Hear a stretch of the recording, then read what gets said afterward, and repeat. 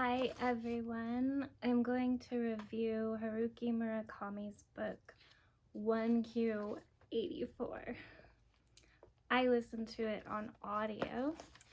The audio was performed by Alison Hiroto, Mark Vietor, and Mark Boyette. It was unabridged and has 38 CDs. I found it at a thrift store and I thoroughly enjoyed it. I didn't look up anything about it, didn't know anything about it. I just found it at the thrift store and I used to read his books. So I was like, wow, this is awesome. I loved Wind Up Bird Chronicle, and I read one about unicorn skulls with short stories. And probably another one I'm forgetting, but it was a long time ago, so it felt magical finding it and then being able to hear it in the car. Every time I got in the car I was like, whoa, transported to another world, and I couldn't wait to get back to it when I was driving. The narrators were very good at narrating. I was very impressed with them. They used three, I just named them. But the woman's voice, she had the most perfect enunciation. She ended all of her words, she never left a consonant off at the end. It was very succinct and but somehow natural for her to do that. And they were all very natural about their reading, and it felt like you were just immersed. I wasn't distracted by their voices at all. And then I was surprised at how long it went on. Like, I think what happened was I brought half of it into the car with me. So you can see that there's two of these. And I brought one set into the car, so I kept thinking that it was almost over, and then when it was almost through the first 24 CDs, I was like, oh, how could this end this quickly? How is he gonna tie this up?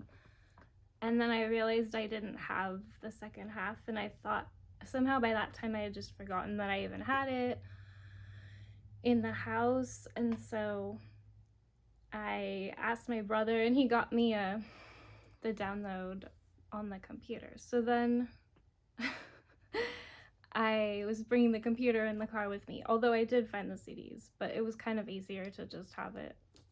It would stop on the computer right where I was, and I didn't have to figure out where I was if the CD, sometimes I'd bring the CD in the house. Anyway, also changing CDs often can be hard while you're driving, but the story itself is magical. I believe in magic, so I find some authors, I think that they're in tune with that. Imagine like you're writing all day and have your own ideas of things, and you must get very lost when you're writing. But I used to like Diana Wynne Jones a lot, and she sued J.K. Rowling over Harry Potter because J.K. Rowling took her ideas to make Harry Potter. And I reread all of Diana Wynne Jones's books. She wrote Howl's Moving Castle, and I do believe that J.K. Rowling took her ideas kind of systematically from each book, but it came out very sellable. And Diana Wynne Jones was recommended to me when I was a middle schooler at the library by the librarian, and I read all of her books.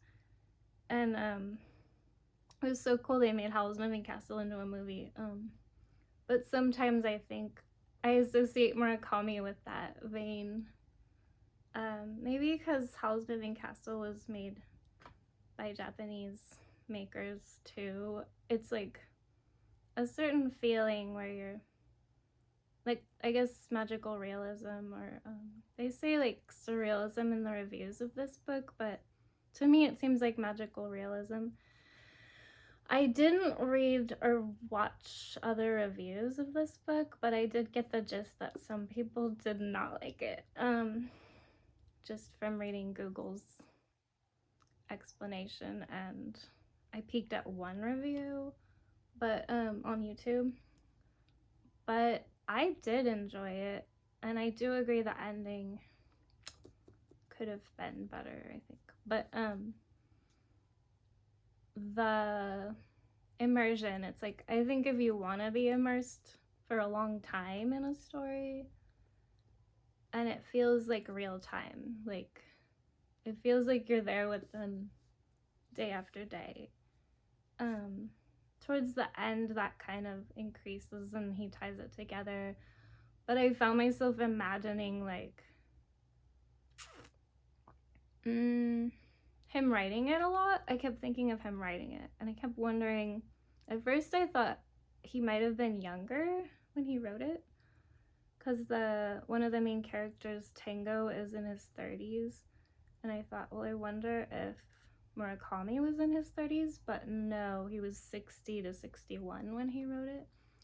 And it came out in 2009, which also surprised me because it's about 1984. So that was interesting. I wonder why he said it in that time period. But I could see like the workings of, a complex mind who believes in the complexity of nature and life. And I think when people say it's a masterpiece, I would say it's definitely literature. Like, as I went through it, I was like, this is complex enough. Like, the themes are symbolic and meaningful, and there's a depth to it. The metaphors are there, for sure. It's a little dreamlike, too, which, like, the subconscious plays into literature a lot. I like that. And, like, when there's complex character development, he spends most of his time on Tango and Ayumame, and her name meant green peas, which was really cool. And there's Ayumi, and there's oh yeah, the Fukueri. Fukueri is really a good character too. They're all very good characters. Oh, and Bobblehead. That name stuck for me. And actually, at one point, I thought they could make it into a movie. Towards the end, I was thinking that. I don't want to spoil anything. So, yeah, he kind of wove the plot in, if any way. Like, it seemed orchestrated. Like, he knew by the time he wrote it probably to develop characters and scenes and settings, and then it seems like he had the plot outlined ahead of time and knew how it would fit together like a puzzle. It's like you take it apart and put it back together, and that impressed me. And also just, the magical nature part of it. I wondered if he had actually researched like old nature religions or something. Like one time I read about ancient early Tibetan spiritual beliefs, where they would walk through the forest and see different creatures, and they could see them maybe like imaginary, like third eye is your imagination, and they each, they knew where they lived, and it was kind of communally agreed that these things were there. And there was another part in a book, that maybe the same book, about Tibetan mysticism, that was the Bon religion, Bon. A woman went to Tibet, and she, in the 40s, she stayed in a village, and she imagined a creature. There's probably a name for this. And the creature, she just spent so much time meditating on its existence each day, and then it became apparent to other people in the village, and they were like, you need to control this thing and get rid of it, like dismantle it, because it's a problem for us. So I always remembered that. And I wondered what was in the back of Murakami's mind when he was making this. But I actually do believe in those things. So it was a cool take on that. And then like alternate reality, and it was a little like Diana Wynne Jones, where it's like you can travel to another place, but it isn't necessarily clear how these worlds are arranged. Right now I'm looking at this cool rainbow on my wall from the light through the window. In my mind, there's like alternate other layers. I think the spiritual realm, like heavenly realm, often speaks to us through light patterns and color patterns.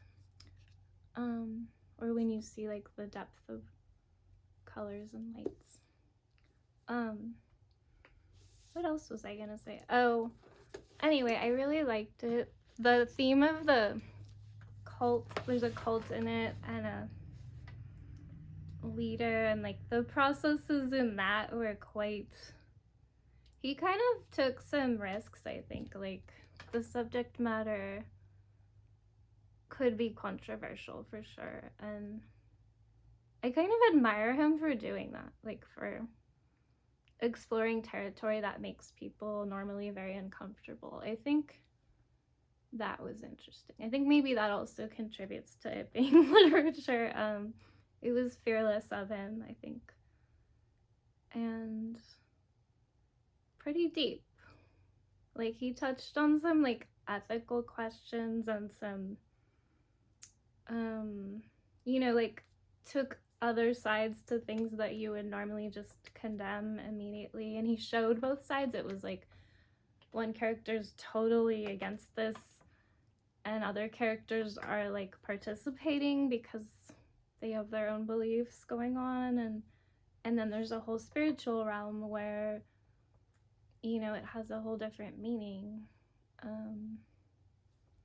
Kind of like my brother used to say, it wasn't just my brother, it's like a thing where there's like the obvious, the hidden, what is it? Obvious, hidden, and invisible. Like, there's what we see, and then there's a hidden meaning, and then there's even another layer of like very spiritual symbolism. Anyway,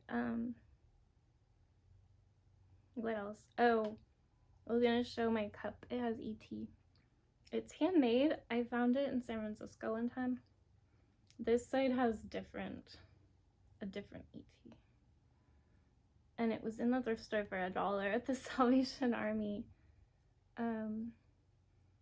Where is that? Grant Street or something? I forget. And I love it. It has a little like sign on it by the maker. Oh, right there. Which I don't know who they are. It just says R. They stamped it. But the funny part was when I got it home, I put hot chocolate in it, and then I swear it oozed. Like all this chocolate or something brown came out of the glaze. I was like, it was crazy.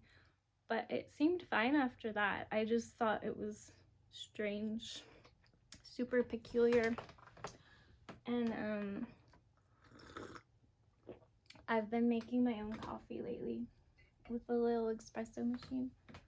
And I never drank coffee till I was older because my mom drank black Folgers and it smelled and tasted terrible to me. But I finally, I had cappuccinos on bike rides, and then when I was like 28, and then I got into coffee like at the shops, but it's expensive, and then I made it at home and I put syrup in lately, like cardamom syrup, because my friend had a party and it was like a really cool get together at a property in Mendocino, and someone brought the syrup. It was like a little cafe you could help yourself and put in money, and that syrup was so good. This is my incense holder. It's handmade from Etsy. It's rainbowy glaze with gold. It's a little worn out at this point. I should say who it is that made it, but I'd have to look it up online. And she custom made me a butter dish and that incense holder because I use the Tibetan incense. Well, used to be Tibetan. Red crystal or patala. And I love them. They have many, many herbs in them. I don't know what the paper is, but it's like 27 or something, 47 herbs or something. Maybe this one has it. The paper still. Oh no, it's on the box. Well, no, the one I used to get had a paper. It's different. But they've changed since Tibet was taken over. But it seems similar to the one I used to get. And the herbs I think make you calmer actually. So also I had a Tibetan doctor, Lobsang Dondup, and he's in San Diego now. Well, he used to come north once a month, but he was amazing. And his picture on the wall had him with the Dalai Lama. But I feel like he saved my life. Like, he can take your pulses, 12 pulses, I think 12, and in your wrist, and he can tell what's out of balance, and he specializes in women's reproductive systems. It's like an orchestra, and everything has to be in harmony. And he knew immediately I had digestive issues just from my pulse. But he also specialized in MS and these diseases that Western doctors can't figure out. He told me a few times I needed to sleep. The nerves have to repair every 16 hours. So you have to sleep for the nerves to repair. Otherwise you can damage your nervous system. There's a lot of knowledge he had that I wish we had in the West. Anyway, I do recommend that book. Oh, but the ending. Yeah, the ending. I don't know.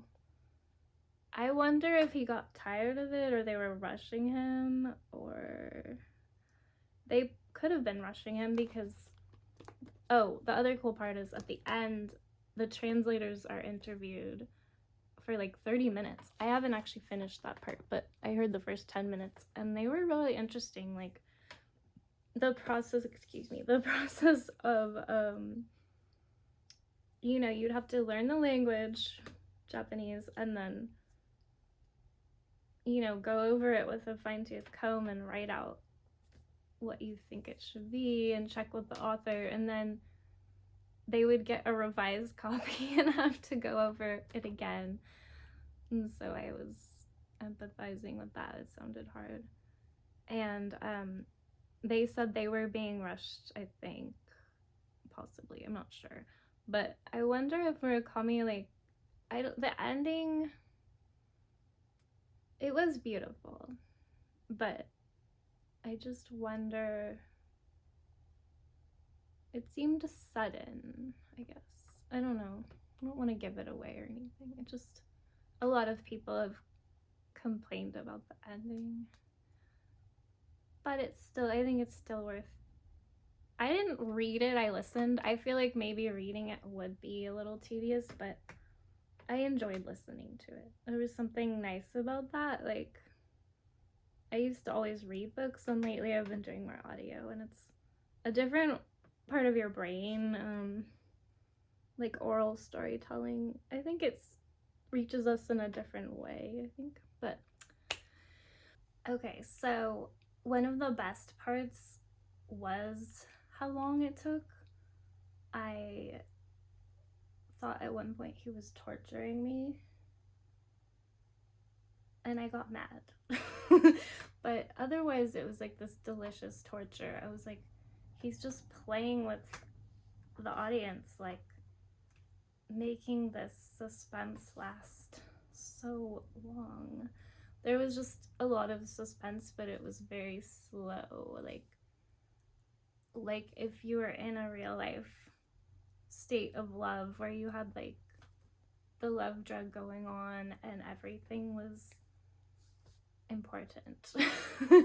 And so like nothing was left out, but the whole time you're just like want to know what's gonna happen, and then it almost happens, and then you're like, wait, and you're just stuck waiting. And I could tell he did that on purpose, which might be why the ending was surprising. But that was actually kind of an interesting technique, and I liked it. Have to say I liked that part. Making it last. Anyway, I do recommend it, and thanks for watching and listening, and I plan to post more videos, like a video blog, and I think Life is Magical. I hope I can show that well. Okay. Peace and love and understanding.